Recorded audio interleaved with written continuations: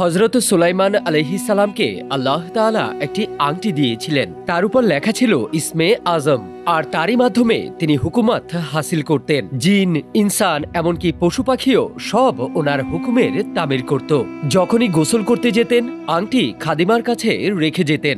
একদিন শাখার নামী জিন হযরত সুলাইমান আলাইহিস সালামের রূপ ধরে আসলো। সে আংটি নিল আর সিংহাসন দখল করল। তামাম জিন ও ইনসান তার হুকুমেরই পালন করত।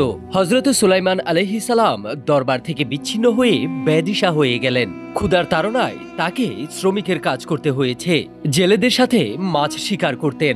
এক নেক ব্যক্তি তার কন্যার বিয়ে হযরত সুলাইমান আলাইহিস সালামের সাথে করিয়ে দিলেন। সাকার জিন 40 দিন পর্যন্ত দরবারে তার রাজত্ব কায়েম করেছিল। যখন আল্লাহর কালাম শুনেছে তখন ভয় পেয়ে গেছে, আর ভয়ে আংটি সাগরে ফেলে দেয়। আর তখনই আল্লাহর হুকুমে একটি মাছ সেই আংটি গিলে ফেলে। 40 দিন পর সেই মাছ হযরত সুলাইমান আলাইহিস সালাম সেই মাছ পারিশ্রমিক হিসাবে পেয়েছেন। বিবি যখন মাছের পেট কাটলো আংটি বের হয়ে আসলো।